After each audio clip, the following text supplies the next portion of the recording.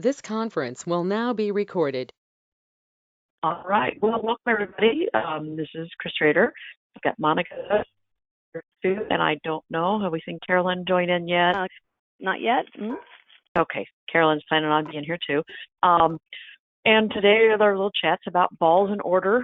What we're going to do is we're going to go through a quick presentation about the new game, and then we'll open it up for Q&A. Everybody can ask questions, see what you think about the new game. And then Monica has control of the actual visuals, so I'll just tell her next, and she will click through. So next.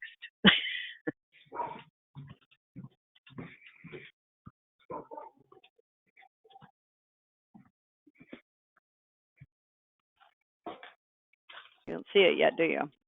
I don't see it. Come on. It's on my screen.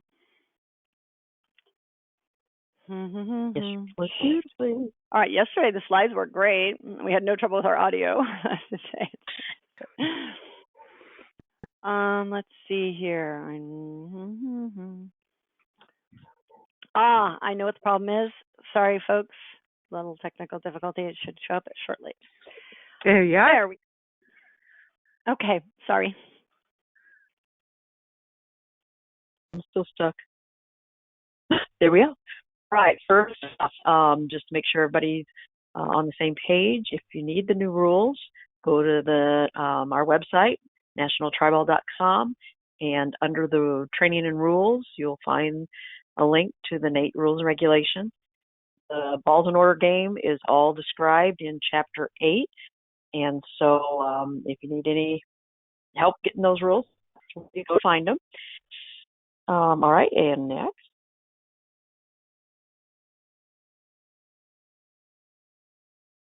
All right, so what is this game?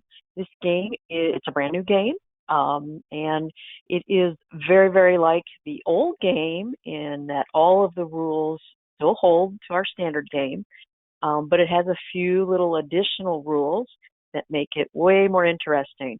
The whole idea is you will bring the balls into the goal in a designated order. And so the first game, in our standard game, it's all about you bring in the point ball and then the rest just in any manner that you can. But this one, you're going to bring them all in order. So it's going to require a lot more of your directional skills and some impulse control. A couple of us have been trying it out, and we're finding it's a very fun game. So hopefully stick with us, and we'll get through everybody with the rules. All right, so let's go to the next slide. All right, so what's the same? Pretty much everything. Field size, the class heights, our veteran divisions, the fact that you bring the point ball in first, the point ball distances, basically all the standard faults from the regular game, they're all the same. So that part sticks. And so then next slide.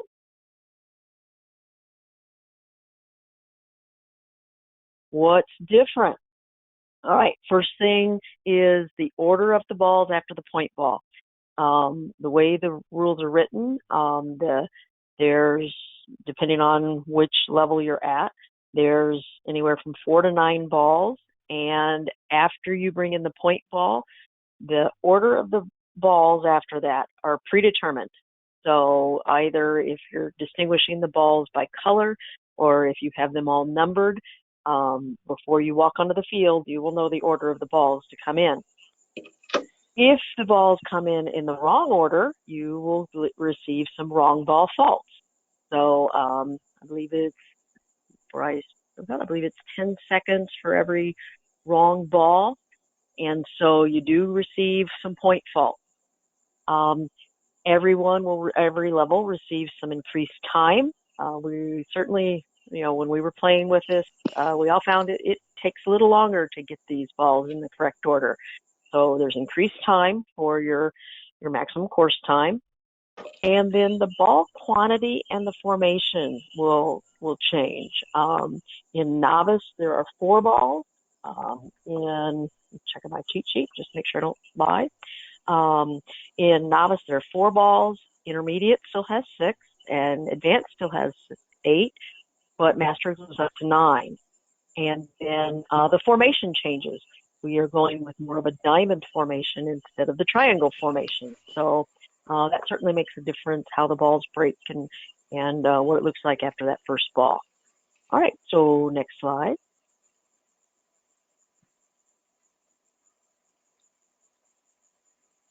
Okay, so balls are retrieved in a predetermined order. The order may be by the ball number. So you saw the picture, I've got a set of 9 balls, they're all numbered. You could also go in some sort of rainbow formation, something that makes them all, you want the balls to all be a different color. The only one we say can be the same would be the point ball. The point ball can be a duplicate because we know it is difficult to get, once you get up to 9 balls, 8 or 9 balls, it gets to be difficult to get all different colors. The judge will determine the order of the balls at a trial. So judge will let you know whether, is it numerical or is it in particular color number. And within any one class, the way those balls are placed in the formation will be the same. So it won't be like one person walks up and the balls are, in some particular order, whether it's, whatever it might be, purple ball is a point ball, and then the second ball is blue, and the second ball is whatever. Whatever it is for the first person is the order that it will be for the last person in that class, and they will be placed in the formation in the same place. If you're doing video trialing or video titling, one of the requirements is that before you actually walk on the field and start the run, you have to announce the order so that the video judge will know. And that has to be a continuous tape from the time you start and give that announcement until you walk out on the field and actually do the run. Just eliminates the chance that somebody films a run and then says, oh, and by the way, this is the order. Just keeps it fair for everybody. Okay, next slide.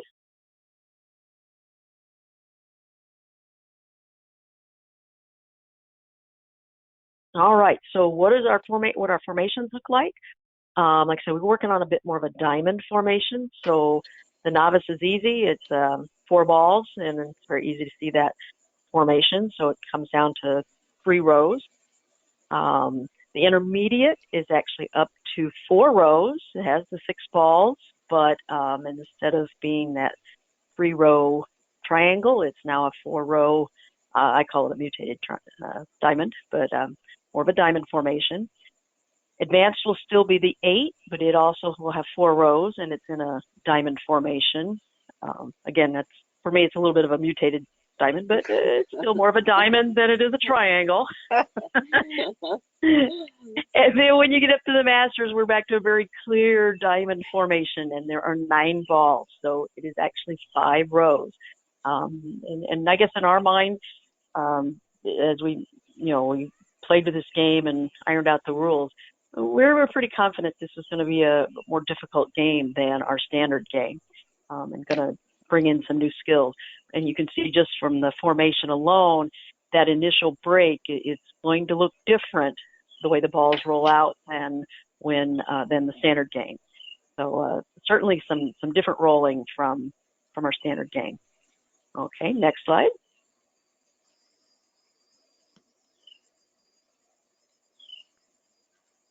All right, so great. We told you have to bring the balls in a certain order. We all know that a perfect run's great. They'll all come in just the way you intended, but we know sometimes they're not going to come in that correct order. What's going to happen is if a ball comes in that is not in the correct order, judge will say wrong ball, and it has to be rolled back out on the field a minimum distance before another ball is retrieved. So to give an example, in the novice level, if a wrong ball comes in, you'll get a 10-second fault, and then before the dog goes out and retrieves another ball, that ball has to be rolled back out 10 feet. So the ball does have to go out a particular distance. Each ball does get a 10-second fault. With each level, there is a limit how many wrong balls can come in before you get an NQ. I said each level does, but actually in novice level, there isn't a limit. Intermediate, 3 wrong balls, and it's an NQ. Same for advanced. And in masters, 2 wrong balls will get you an NQ. So, you can't just let them all come in wrong and rule them back out and try to make time by going really fast. We do have a limit on those. The point ball is treated the same as in the standard game for penalties. So that one is a little different. If the point ball, if a different ball is intentionally rolled in, then instead of the point ball, you will receive the same penalties. So if you're at the master level or the advanced, dog doesn't bring the point ball first, you will get an NQ. Novice will go 10-second fault, and intermediate will get a 20-second fault. If you receive, the wrong ball is unintentionally rolls in. In standard, we're always, that's great. That's just a bonus. In the balls in order, if the dog unintentionally a different ball instead of the point ball, you receive some penalty points and need to still roll it back out. And then the last thing is you may not block the balls as they're coming in. So I did argue for a little bit. That would be kind of a team sport. One, you can kick it out before it gets, but I was voted down. So not block the balls as they're coming in. If you see the wrong ones coming, you can't prevent it from going into the ball. Okay, next slide. All right, so here's a rollout just to give you an idea of how the number for both the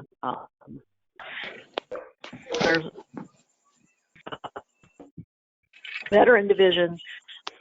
We did increase all the times from the standard game, and again, the veterans do get more time beyond the non-veterans.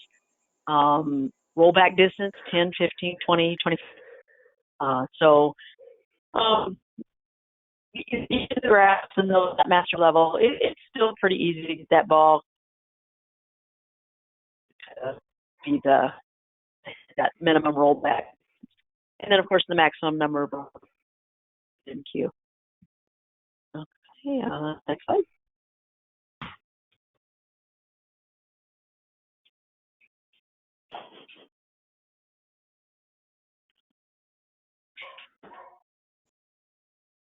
All right, and once again, so there we go. That's it in a nutshell. Time for you guys to ask your questions and let us know what you think. I think it's great. How did you get those nice numbers on the ball? with a fat Sharpie. Really? Yeah, they're hand drawn in, and one of the Sharpies to the point.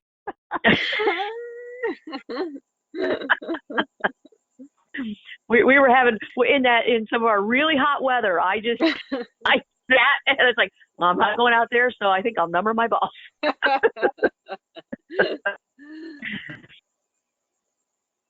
Yeah, and that is for if you're one of the things is the color of the balls can be difficult to distinguish. So, you really need to, and if you put numbers, they need to be pretty big and heavy to be able to see on the camera with some of those distances. Yeah. So that was my attempt at being bold. How many numbers did you put on a single ball 6. so that you'd be able to see it? Yeah, it's 6. So okay. Yeah. So basically, top and bottom, and 4 are, well, it's a ball. So I was going to say 4 around the side. That's kind of silly. But yeah, 6. So hopefully, no matter how it rolls, it'll show up. And I did put a little thing under the 6. So right. I think Monica, you've got queued up a demo run there. Yep, this is the sample run we have on our website when you go into the video titling section, submission examples. So you can see there that is a novice setup with using color order, red, yellow, blue, purple.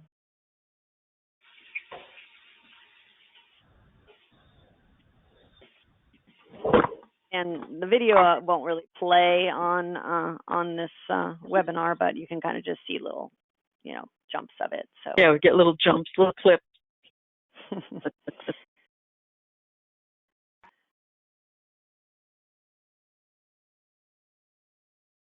So I think a lot of the confusion will be in the wrong ball and how to kind of coordinate that with your dog.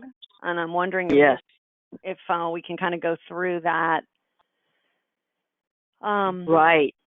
Like, because the ball comes in and then you go, whoops, wrong ball, and then and then what do you do with your dog and what do you do with the ball? Right, because that is something that we had a lot of conversation about how to do that, and there's some training things that probably have to happen. So the key is that if a wrong ball comes in, your dog can't bring in another ball until that wrong ball has rolled out. So from our standpoint, from a judge standpoint, we kind of figure you have a couple of options. You can keep that dog in the goal there with you. You can have them sit or stay. If you're bold, you can let them be out on the field. But you have to roll or kick that ball out the minimum distance. And then you can then have them bring in another ball. Some of the training challenges, of course, is, your dog has to either be willing to sit there and stay in the goal with you while you kick that ball out, or they have to be able to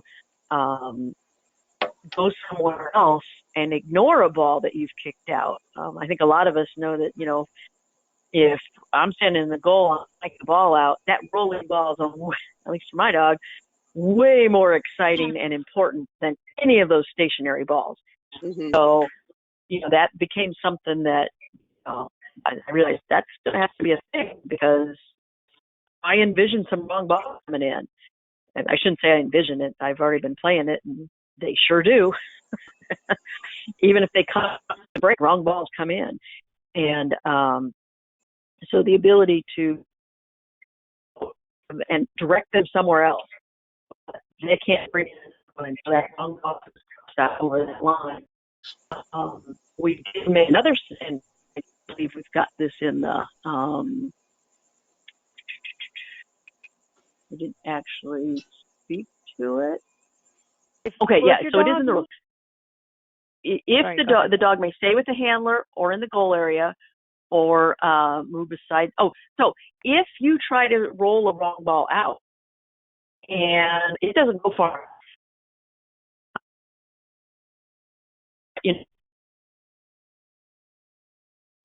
now you get some point penalties. What you have to do is you have to walk out on the field and you have to move that ball. And your choice is your dog can either stay in the goal while you do it, or they can walk beside you. So, but by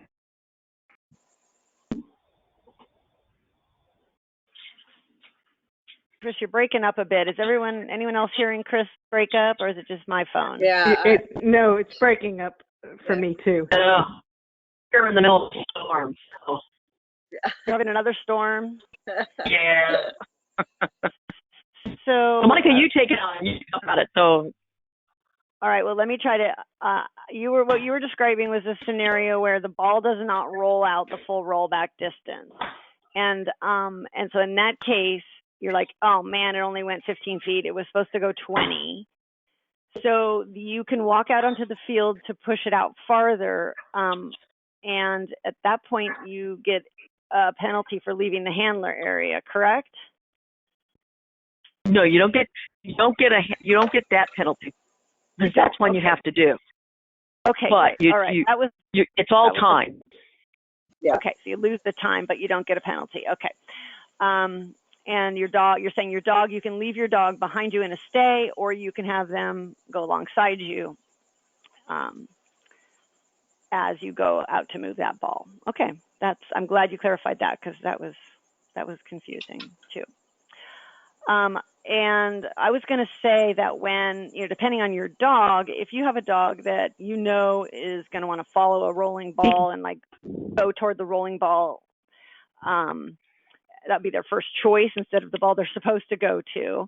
You can put your dog, as long as you don't touch your dog, you could put him in a down stay, or in a down, and that would get their focus on you while you roll that ball out and be talking to them, and then roll that ball kind of in a direction away from the ball, as far as you can away from the ball that you need to send them to next. Wait for it to stop rolling, and then aim them toward the right ball.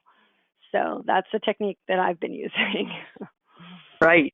Okay. We have a question from somebody. I'm not sure who it's from.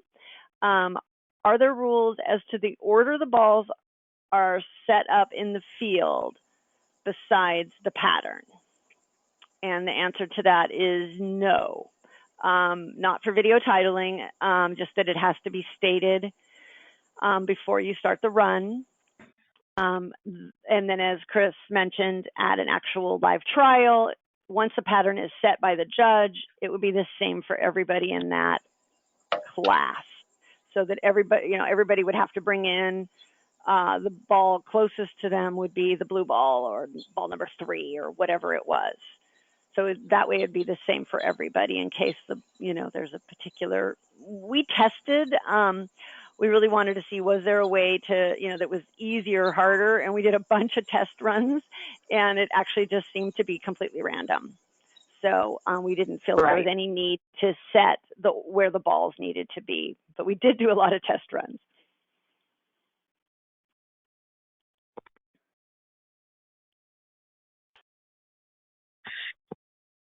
Right. So hopefully I'm still picking up. Yeah, you sound good now. Okay. One of the things we found is with the break, so much depended on exactly how the dog hit the point ball that time, which, there's some variation. Do they hit it and drive it a little to one side or the other side or straight through? There's certainly some bonus to the dogs who really drive and break up the formation versus the ones who tend to just pick a ball off and kind of pick point ball off and leave the others, because now all the others are in a clump. Right. But what you're basically saying right now. A hard breaker that they go. Yeah, a hard breaker buys you a lot. Yeah, because it spreads them out. But just playing with, some of us have those hard breakers, and we saw everything. Even with the hard breakers, sometimes with the diamond formation, you'd see one side kind of slide off and spread out, and the rest of the formation stay. And the same dog might come out the next time, and the other side might slide off. It's all, it's just so much dependent on how on center they hit it the first time, that point ball. So, yeah, the advantage will probably go to those who really drive through that formation the first time, and those who have really good directional control. That much I'm sure of. Can you use a whistle? Yes, you can. I didn't hear that. Oh, a whistle. Whether you can use a whistle. Oh, yes. Okay. We not just a through your teeth whistle, but a regular plastic whistle. Yeah. Mm-hmm, like a shepherd's whistle. I'm not good enough at it yet. I've been trying to practice and get my whistle commands down, but That'd be really fun to see somebody could do that. Yeah. Well, all I have is a stop, but at least I could stop in his tracks to give him some direction. Yeah, but that's still, yeah, I'd like to see that myself. Yep. I haven't seen that much awesome. at all. Yeah. I haven't seen that that's really the other much thing. at all in Treibball. I know you're allowed to use it, but I don't think I've ever actually witnessed it, like people using just whistle directions. So that'd be really cool. But sorry, I didn't mean to interrupt. I was going to go back to the picking the ball off issue. We had one test dog, Jean Wright from Texas, who has a master level border collie. She tested for us, and her dog tended to do that, and she had to kind of go back and work on the dog to be able to go back and break the ball and then go into a down while the ball's then spread, so then she could direct it to the correct ball. So that's kind of what you have to, start incorporating potentially, depending on how your dog breaks the balls, is that that ability to teach them, like almost a break, like, break those balls, now go into a down, let them all spread, and now I can direct you to the ball that's correct. Ha! That'll be fun. Yeah.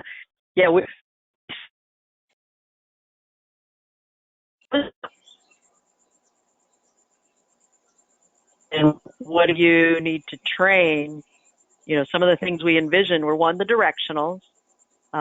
Two, as Monica's pulling up, how to teach them to stop so that, they happily stop instead of being demotivated and then not wanting to start up again. Being able to stay happily, say, in the goal while you roll out another ball and then redirect to a not rolling ball. I think those were some of the things we saw are going to be big. And then getting a nice break. That's probably going to be a pretty big factor for a lot of people. So we've got a video up on our Nate Treibball YouTube of me teaching JoJo how to stop, because when I learned the game, we hadn't invented this game yet. And so me and JoJo just thought it was fun to go full speed, crazy maniac, pushing all the balls in. And I didn't spend too much time on directionals. If balls were in a row, she would do directionals, but but once she got started on a formation, she thought her job was to go as fast and crazy as she could and bring them in any way she wanted. So I had to kind of go back and teach her to stop. And so I created this little video as I went through the process, and I just went back to 2 balls close up and a lot of rewarding behind the ball. So if you want to take a look at that, if you've got a similar situation, you could see what I did and see if that makes sense to you.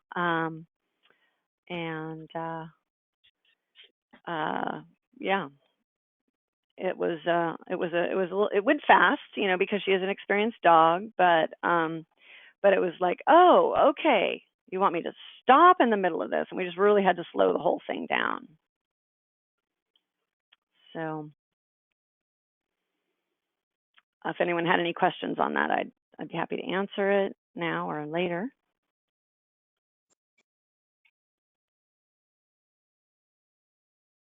I was thinking that another one we've maybe talked about, another skill that would be handy is teaching a walk-on. So if your dog is behind a ball that's further out on the field and they need to come into a closer one, having them able to just teaching a walk-on where they move from the further ball to the closer ball without being upset. Yeah, and I don't have a handy video, unfortunately, for that one to pull up right now. Didn't finish it. You can't. Yeah, because I haven't been able to get it to someplace to load. But tomorrow morning I should be able to go and get that uploaded. So we'll have a walk on. Okay. Yeah, I've got one. Yeah. So we should be able to get a video out for everybody. we'll be posting on the member side, Facebook, a bunch of videos over the next couple of days that will be helping with the training process. What I do have is a call off the ball video, which I will bring up next. Maybe you can talk about that, Chris, for a second while I bring up the video. It's also like where the dog, you're talking where the dog's already started pushing one. Right. And so that's one, there's one thing teaching them to stop at each ball, but one of the things you want to teach them to do is, especially for those of us who've got dogs who are like, yep, here's the ball, I'm going to turn around, I'm going to push it. You want to work on having them stop pushing and then being able to redirect. So, calling off that ball that they're pushing. So it comes down to, it's very similar to if anybody's taught a drop on recall, like the obedience, where the dog is running into you and you teach them to stop running and do a down. Same sort of thing when you're calling them off a ball. They're already, they're at a run, pushing the ball in, and you want them to stop. So one of the things you can do is teach them to sit or down, but to do that even though they're running and pushing the beloved ball into you. So I believe that's Monica's her video. You know what? The video link seems not to be working, so I cannot bring that video up, unfortunately. But that's basically, it's very similar to that, where you're going to teach them where while they're moving towards you, you basically cue them to stop, and for many of us, we ask for a sit or down, just or something to get their attention, to give them a different behavior, and then we redirect. A lot of times that's taught by, just like the drop, that you have them start coming into without a ball, have them start coming into you, and cue them to sit or down, and we often will throw a cookie behind them to help reinforce the idea of come to a stop and turn around and go back. Even so, they start to understand the idea that when the arm starts to come up or that cue happens, they're going to stop, and then you make it worth their while. So hopefully Monica can get that link fixed. If you have a strong pusher, the challenge is you almost need to train it pretty far out in the field, is what I've been discovering. Yeah. Mm-hmm. And the other little trick I've been trying is if I have, if the ball that she pushes has a ball right in front of it, that will slow it down too. So that, because she can give one, if the ball's at 25 feet and she gives one push and just starts running, I can't stop her. Like, really, mm-hmm. There's no way. She's already in the goal. So, so it's like, okay, well, that didn't work because, she's like, I waited, but the ball just slams into the back of the goal. I'm like, okay, that didn't work. So. Well, it worked. She stopped. You just got a wrong ball still. Exactly.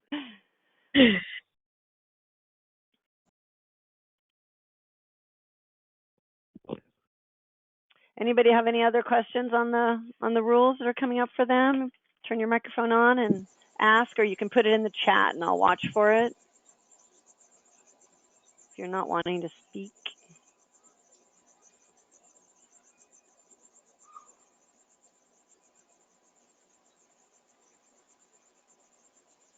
Got a few people here who don't have microphones. Yeah, I was going to say, Carolyn's here. Carolyn, what are some things that you found as you were playing with the game? Oh, many.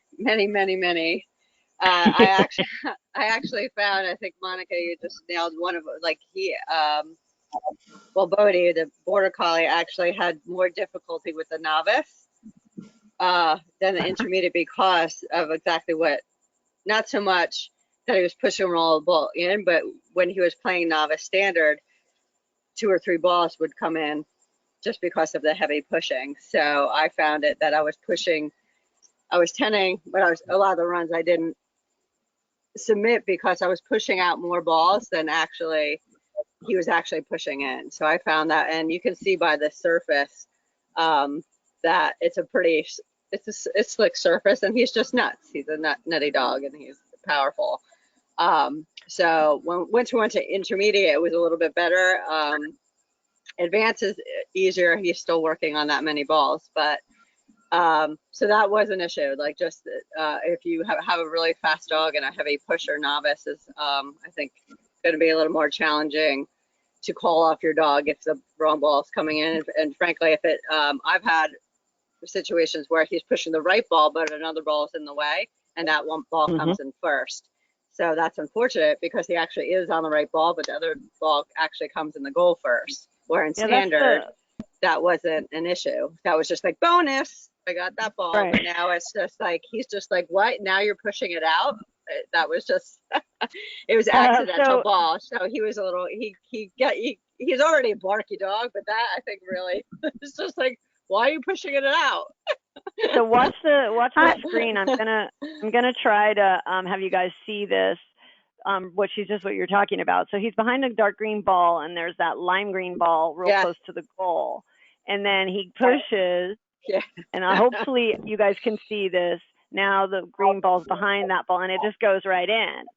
Yeah. So now she's got to push the green ball out. Let's see if we can see this done right. I'm gonna try to play it so you guys can see it. So now she's got her hand on the green ball, and she's rolling it out, and he's attacking it. Yeah, he hates it.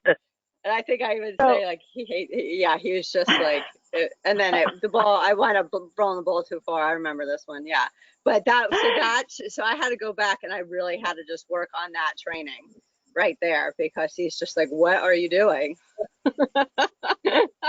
I have a question. I'm going to replay that. Go ahead, Marianne.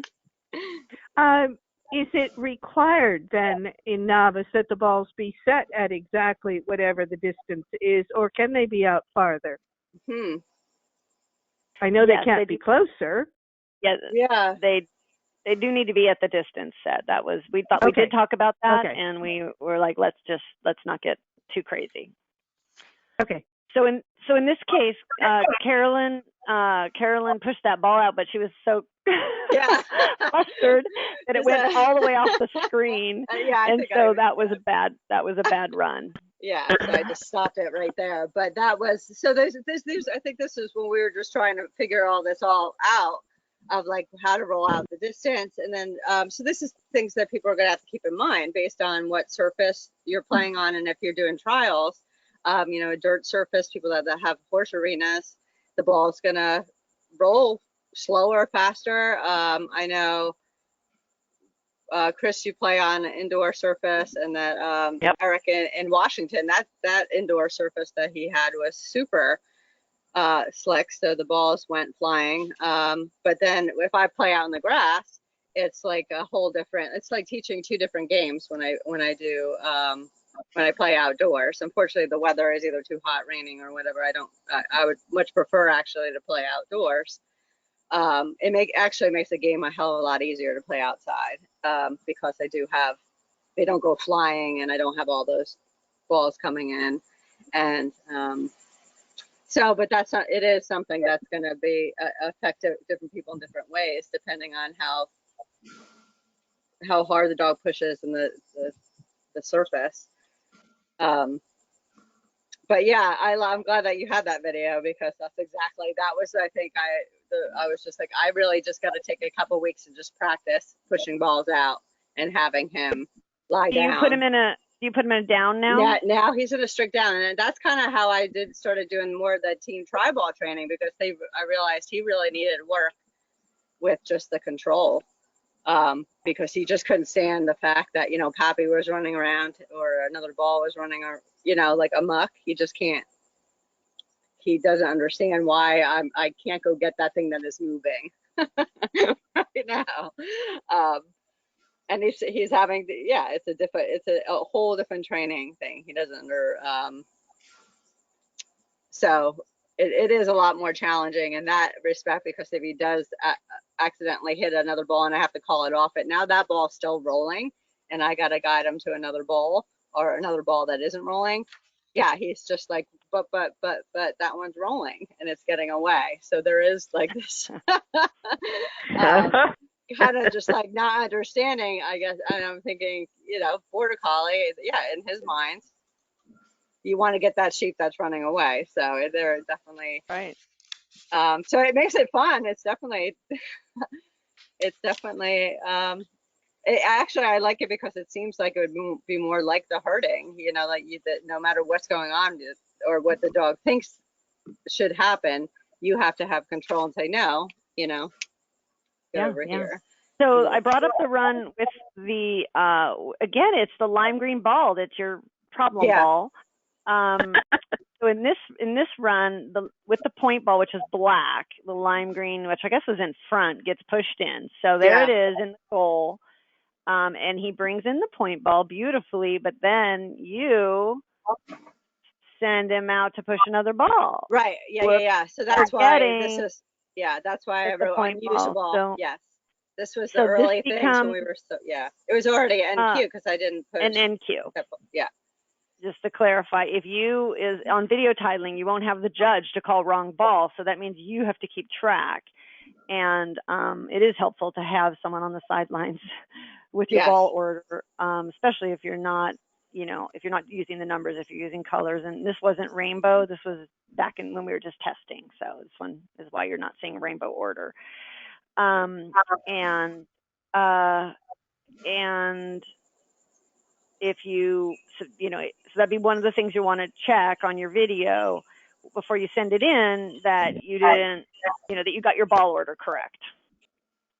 So when you say rainbow, yeah. When you say rainbow, are you talking about red, orange, yellow specifically, or are you just saying that the person should send it in saying, okay, my ball order is going to be, or they announce on the camera, my ball order is going to be purple, blue, silver, black?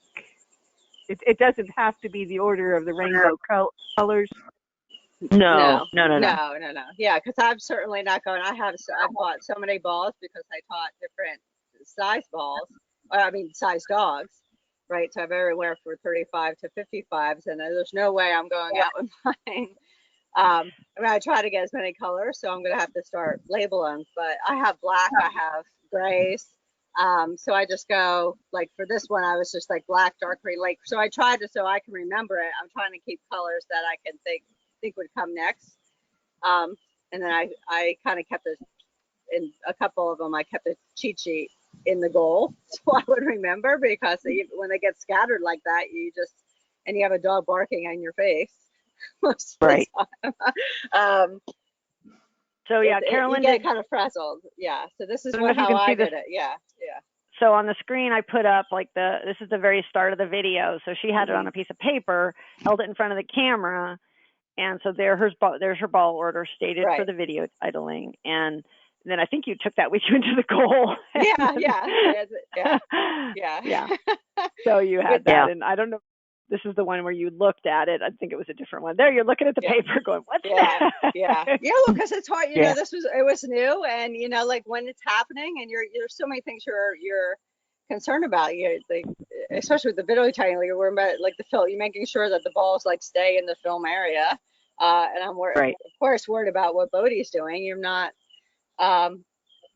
it was hard. And Monica, I think I've seen like even you do it in like your novice one. You're like, what was the ball order? I think you called over. It's easy to forget. And God, I've been working on advanced, and that's almost impossible. It is almost impossible for.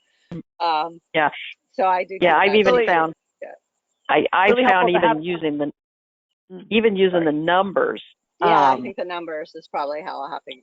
Yeah. Go ahead. It's good, but I really see the advantage of having somebody else there. Yeah. Because in the rules, it is totally legal to have somebody, and you can do it at the live competition too.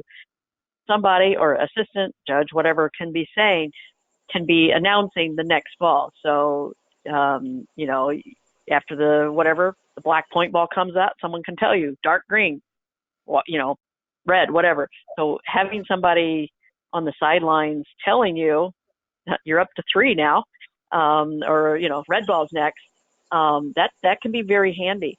I had it I wasn't until I looked at the video I had one of those balls that came in right before the point ball, and I didn't know it. I just thought, oh, well, I figured it rolled in after the point ball, and I rolled it back out. But when I looked at the video, it had come in before the point ball.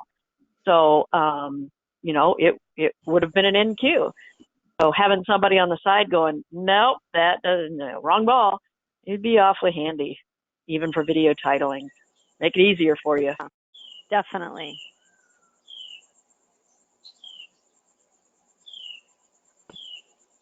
Oh, I found the call off video that I wasn't able to bring up before. So I'm going to bring that up now when we found it on your channel, Carolyn.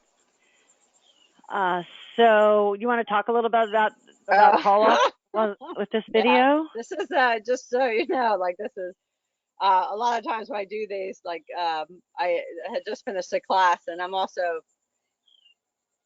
yeah, I remember this day. Like we had been there for like 4 hours, so he's extra ornery this day. Like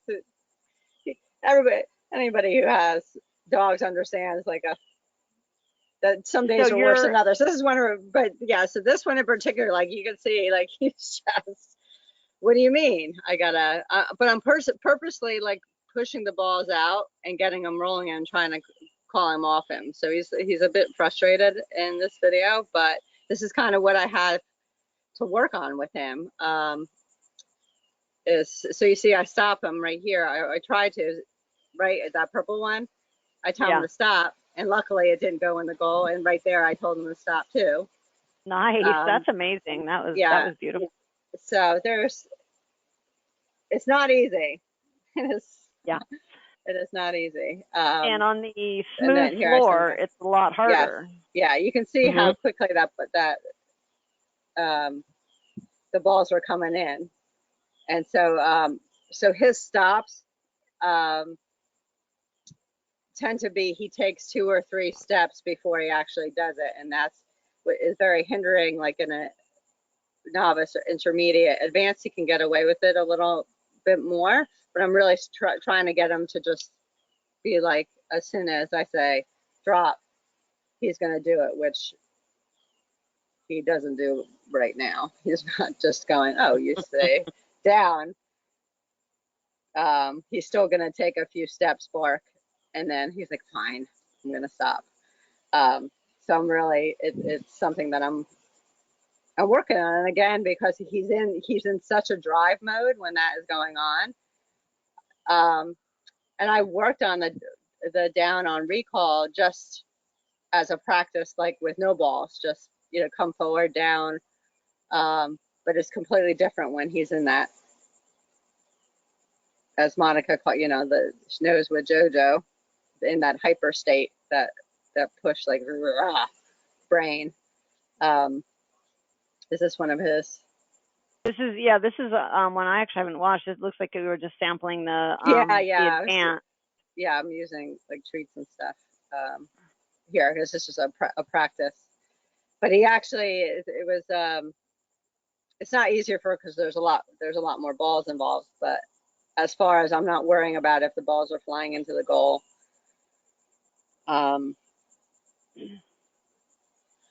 Well, here's a great example of a cluster got even with his heavy pushing. Yeah. And now what do you do? So what ball was he supposed to bring in next? He's supposed to bring in the dark green. This is actually a really good video, because he gets super frustrated. Really tough. Yeah. So you can see all the balls like that he's pushed now, or that are in the goal, and watch what happens. So now they're all in the way. They come in. This gray one, right? Because now I got balls that are in the way of other balls that I want to bring in.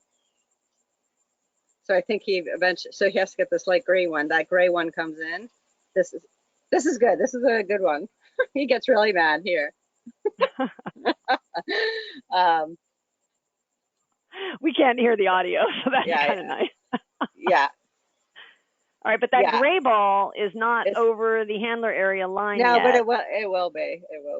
But you see, so that's a potential. Like you do have, for a while there, you saw these balls just kind of like hanging in the goal. So when he goes and he does try to go get the correct ball, I've had, that's been a problem, that he brings in, he's driving into the ball, and these balls are now in the way. And especially with the larger balls, you know, they're kind of taking up, look how big that ball is. And it's right in the center. So again, on the grass, I don't really have this as much. I had a question regarding, I think that clarification, like that gray ball right there is not in the handler area or the goal. If the ball crosses into the handler area, but not the goal, does it need to be pushed out? No. No. Because it's not scored or not pinned until it's in the goal. Right. And So now that we're allowed bumpers at the goal to keep the balls pinned, it will also tend to keep a ball out, won't it? Andy. Yeah. If it's just barely rolling. Mm-hmm. Interesting. Yeah. We'll have to think about that one, Marianne. That was Marianne, I think. Yes, it was. But it's a fact. It's a fact. If a ball's barely rolling, but. All right, we got. We had a question on the chat, I think. Right, Amanda had, I went ahead and answered it just in case, but Amanda asked if we have who's responsible for providing the balls at a live competition, and it's the host, not the judge. So. All right, well, let's continue on this video and see what else exciting things happen here. This is something else. Thank you for not putting the audio on, because. Well, I can't. So, not a choice. And you're trying to remember what ball to say. Yes. This is, I think for like 30 seconds. So this is where I say, right. Yeah, this is, I'm telling you it. And because I don't have the they're not numbered, and obviously I don't have a rainbow going on, so it wasn't like, and because he's giving me so much grief about it. Okay, so you see now that gray ball comes. So watch what now he the gray does ball is down. Okay, look at that, nice down. Yes, but and he stays. Good. Right. But beautiful. Now I try to send him to the pink one, I think, and see he goes right after that gray one. Aha. Right. But He does not. No, well, then I'm trying to get him to pink. So, but the hand signals are just like, oh, well, I'm just going to go back to the gray one, right? That pink one isn't. I think, yeah, he goes back to that gray one that's still moving, right? Yeah, now he has to go to this wow. Yeah, he's really listening. That's amazing. But he's not really understanding why he can't bring that damn gray one that's just lingering and moving. Poor guy. It's the very last one. Yeah, I felt so bad there. He's like, finally. Well, I hope that you guys could really see the that even though it was glitchy, it glitches through. Was that still useful to watch that? Oh, good. Yes.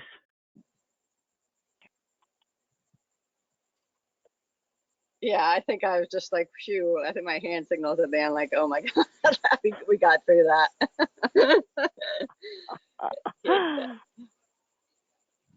But yeah, yeah. So these are, I think, these are things I'm struggling with. I think you just nailed them all with just those last videos. The moving ball that you push out. Balls that are lingering in the goal that you don't want them necessarily come in, but may come in because they're pushing another ball and they're in the way. Forgetting to push a ball out. I've had balls that are just like hanging in the handler area, and they might be like over lingering in the goal, right? Just on that side there. And I almost want to push it out of the way anyway, because I think it's going to come in. Good question. On mistake, so. We can push it out if it's in the handler area, can't we? I don't know if we stated that, but that would be, because I would actually prefer when they do get like too close, because they're at risk of coming in as a penalty. You know what I mean? Chris, did we clarify that? I don't remember. Chris, did we lose you? She's looking. I think we lost her. Can we cue the dog to push a ball away? I wouldn't recommend it. I don't know if you can. That would be.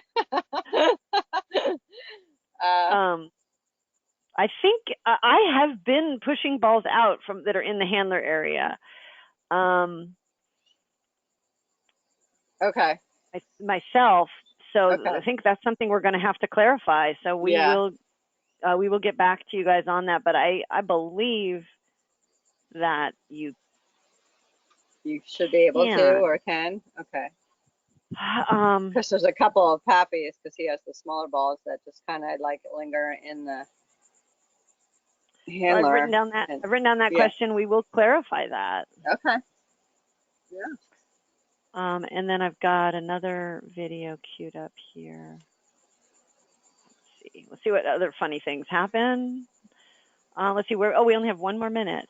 We're almost to the end here. Anybody have any last questions? Anybody want to type one in that doesn't have a microphone?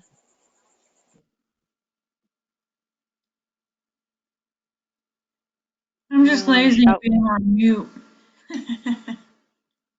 Oh, Amanda, did you have a question? No, I'm just saying I'm lazy and being on mute because my dog was having a meltdown. That's why I was typing.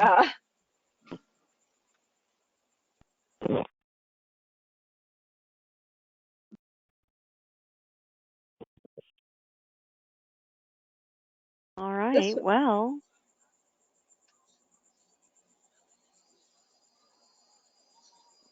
Was someone going to say something there? No, I was just going to say that this one was a fairly clean one other than him. Yeah, this one, there wasn't any real issues. I think the way it depends on the balls, the way they spread, they just conveniently were, clear. I could clearly direct him. So there really wasn't any like lingering. It was a nice that was a good one. Yeah. So it made me look good there. But that was surely by luck of the way the balls actually spread. Well, that's a good one to end on then, Carolyn, since we had to watch your other ones. Thank you for letting us show all those sample runs and for being, the one leading the way there in the higher levels. So, well, it is now, I believe, time. If last chance for questions, anyone? You want to plug the deadline tonight for your video submissions? Yeah. Get in your bloopers. Get in your challenges. There's really been some great ones. I've really enjoyed watching them. They have been fascinating.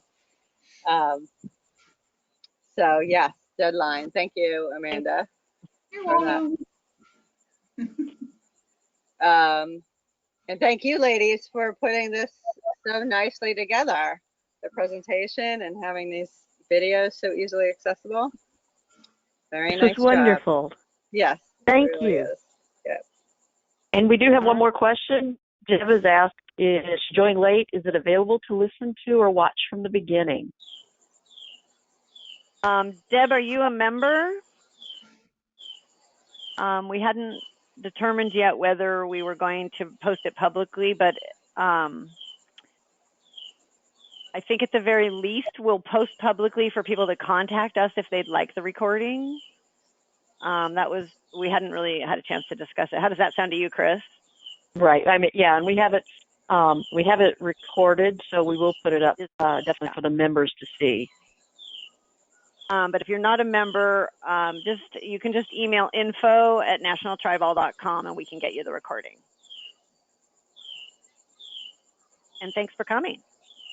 All right. Thank you, everybody. All right, everybody have a great day, and we look forward to seeing and hearing from you. Post on the members page or on the public page any questions you have training this game, and I hope you enjoy it. Great, thank you. And plug video titling tomorrow. Anybody? Last day. Oh, right. Video titling Q&A tomorrow. Okay, good night. Good night, everybody. Bye.